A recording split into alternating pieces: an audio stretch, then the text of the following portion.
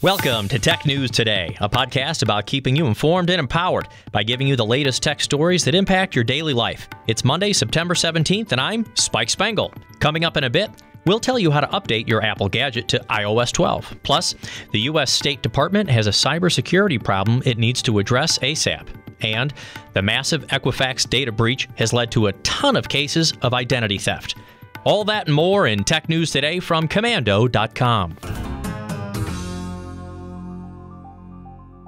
We start with maybe the best thing to come out of last week's Apple event, the arrival of iOS 12. This year's update comes with tons of performance improvements for your Apple gadgets. For example, apps are supposed to launch 40% faster.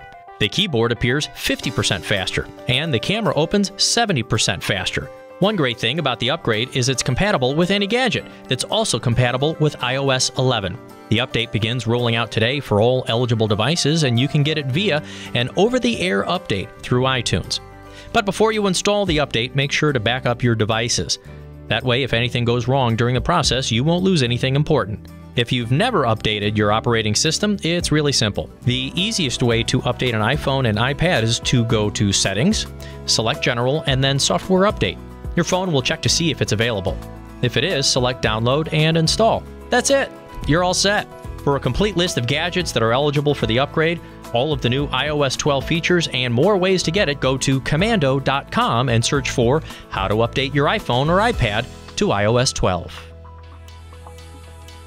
Why don't our government agencies take cybersecurity seriously? A recent assessment of federal cybersecurity by the General Service Administration showed that nearly 90% of State Department officials are extremely vulnerable to hackers. That's because they have not enabled two-factor authentication to protect their accounts used for sensitive official business. It's pretty sad when your Instagram accounts are more secure than official State Department accounts. A group of concerned senators sent a letter to the Secretary of State last week, letting him know experts were able to easily exploit vulnerabilities in its email accounts and asked for increased cybersecurity practices. In fact, it's the law. The Federal Cybersecurity Enhancement Act requires all executive branch agencies to enable multi-factor authentication for all accounts with elevated privileges. So why hasn't the State Department done it yet? We have more tech news ahead, but now a quick thank you to our amazing partners at Dell. As a business owner, I rely on Dell Small Business Technology Advisors. I'm Kim Commando. Now, you and I both know there's nothing small about our businesses. Our reputation is always on the line, and that's where the Dell Small Business Technology Advisors come in. Reliable Dell PCs with Intel Core processors are rock solid. That means you can focus on getting business done. Call 877-BUY-DELL. That's 1-877-BUY-DELL. Do you remember hearing about the massive Equifax data breach? Well, you should. We told you about it last week, and most adults in the U.S. had their critical information exposed, including Social Security numbers.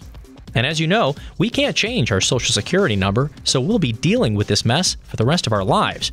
It's already causing problems for many people.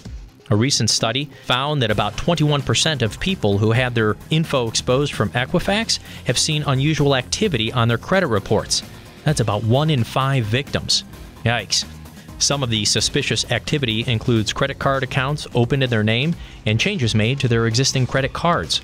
Others have had bank accounts, loans, and utility accounts opened in their name. Some even had fraudulent tax returns filed. Medical identity theft is also a problem. Medical records are being compromised, and people are getting medical bills and collection notices for services they never received. That's why it's super important to read every piece of mail you get from your insurance company. If you see anything suspicious, report it immediately and stop it in its tracks. You're probably tired of hearing the phrase fake news. At this point, I'm sure we all are. It's been a problem, though, for a few years, and we just can't seem to get away from it. One of the worst offenders for circulating fake news is Facebook. So much misinformation has been spread on the social media site, it's hard to believe anything you read on it anymore. That's why Facebook turned to a branch of third-party fact-checking companies to try and stamp out the fake news epidemic. Stories are now being rated for accuracy, and if they're fake, they're either removed from the site entirely or scored with a low rating so they don't get spread around. But the problem doesn't end with the news stories. There are also tons of photos and videos spreading fake news, which the social media giant is trying to address now. It announced last week that its fact-checking procedures will be expanded to include photos and videos. If an item is identified as false, it's sent to the fact-checkers for reviewing and removed if found to be fake. The company has a long way to go to earn our trust back, but at least it's a start. Here's an example of how the voice of the people really does matter. Last week, Google announced a major change in the latest rendition of its popular browser. Chrome 69 would no longer display the www or M part of the URL in the address bar. The company said it removed the subdomains because they're just plain unnecessary. But the move caused some really serious backlash. Community members sent feedback, voicing all kinds of concerns. The biggest fear in removing them is the fact that it makes it easier for scammers to trick people into visiting malicious websites. Without displayed subdomains, it's easy to mistakenly go to a site with a similar address that could lead to infected devices. Well, there's good news. Google listened to the people and decided to roll back these changes on Chrome for desktop and Android, at least for now. It plans on eliminating them again when Chrome 70 is released sometime down the road, but before it does, it's going to initiate public discussions of the proposed changes. If enough people voice their concern again, maybe it will stick with the more secure operating procedure that we're all used to.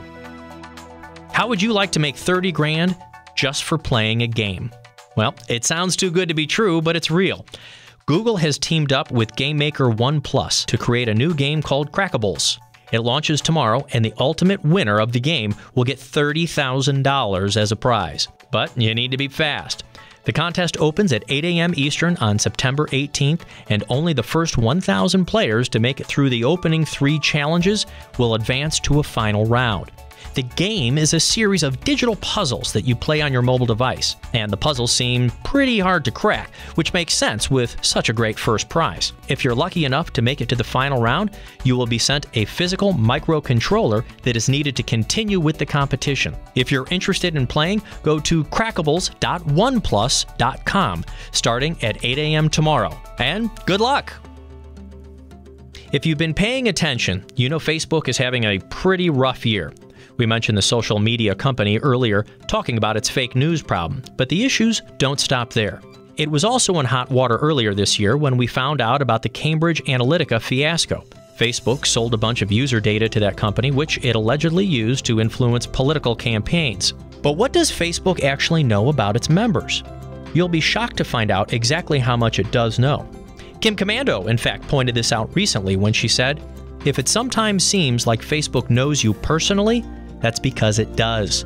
It has algorithms that track what you like, watch, and click on, and then it passes that information on to Facebook advertisers." You see, Facebook makes its money off advertising, which is improved or at least more valuable to companies when it knows as much about people as possible. The company can classify 52,000 traits of each of its users.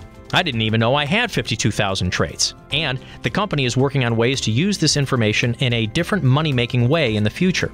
It plans on implementing artificial intelligence to change the way we shop online. It could use its massive database of user information to anticipate products that you'd like to buy before you even realize you want to buy them. At least that's what it's working on. It's called predictive shipping. We'll have to wait and see if this actually becomes a reality. The creepy factor, though, might hit its maximum levels pretty soon. By the way, once you're done listening to our podcast, do us a favor and give us a good rating on wherever you're listening to us. Write a few nice words so others can find our podcast more easily. We'd really appreciate it. And finally, for today's Commando Kicker. How would you like to turn $50 into 70 grand? A Washington State woman tried her luck at it. She won $50 on a scratch-off lottery ticket. And rather than pocket the money, she spent some of it on a Lucky Sevens ticket from a local store and won $70,000. She said she and her husband are planning to spend some of the dough on a new TV to watch Seahawks games, and said the rest will be put away to see if they can make it lucky again during their annual trip to Las Vegas. Hopefully not everything she takes to Vegas will stay in Vegas. For more fun and interesting facts, go to commando.com and search for Commando Kicker. That's our tech news today from commando.com, and special thanks to our partners at Quip. Ask any dentist and they will tell you most of us brush our teeth too hard, unevenly, and not nearly long enough. and that leads to serious health problems. So I decided to do something about it. I'm Simon Enever, and I invented Quip, the modern electric toothbrush to help you have fresh breath, pristine teeth, and excellent oral hygiene. As a product designer, I care about how your toothbrush looks, feels, and the quality of every bristle. Quip has a lightweight and sleek design with simple timed vibrations and guiding pulses for a perfect 2-minute clean. And unlike other high-end electric toothbrushes, Quip starts at just $25. BuzzFeed calls us the iPhone of toothbrushes, and Time Magazine named us one of the best inventions of the year. Start brushing better with Quip. Go to getquip.com/Kim and get your first refill pack free with a Quip electric toothbrush. That's your first refill pack free at getquip.com/Kim. Spelled GETQUIP.com/Kim.